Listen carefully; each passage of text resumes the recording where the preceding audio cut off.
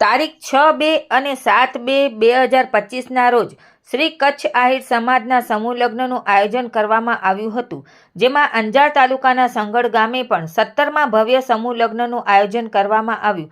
સમૂહ લગ્ન માટે ગામના જ દાતાઓ જેમ કે એક દિવસના જમણવાર દાતા શંભુભાઈ રાધુભાઈ મ્યાત્રા તેમજ વાલજીભાઈ કરશનભાઈ મકવાણા 2 લાખ, વજાભાઈ માનણભાઈ મ્યાત્રા 1 લાખ દ્વારા દાન તેમજ કન્યાઓને કન્યાદાનમાં ભેટ સ્વરૂપે વસ્તુઓ પણ આપવામાં આવી હતી. આ સમૂહ લગ્ન અંદર 26 જેટલા લગ્ન હતા, જે બધાનું સમૂહ ભોજન સંગડ આહિર સમાજવાડી મધ્ય હતું. ત્યાં ભવ્ય મંડપ ડેકોરેશન, સવારના નાસ્તાની વ્યવસ્થા, બપોરે ભોજનની અને રાત્રે પણ જમણવારની વ્યવસ્થા રાખવામાં આવી.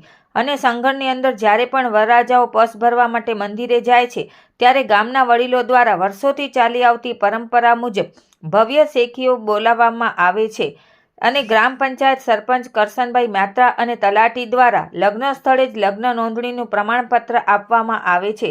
આ સમૂહ લગ્ન પ્રસંગે ભારાપર જાગીરના લઘુમહંત ભરતદાદાએ આશીર્વચન આપ્યા હતા અને અંજારના ધારાસભ્ય ત્રિકમભાઈ છાંગાએ વિશેષ ઉપસ્થિત રહી સંગડના સમૂહ લગ્નને બિરદાવ્યું હતું. સાથે ગાંધીધામના ધારાસભ્ય માલતીબેન મહેશ્વરી, કચ્છ પાટણ આહિર સમાજના પ્રમુખ તેજાભાઈ કાનગડ અને સામાજિક આગેવાનો, રાજકીય આગેવાનો, ઉદ્યોગપતિ, આહિર સમાજના કર્મયોગી અધિકારીઓ ઉપસ્થિત રહ્યા હતા.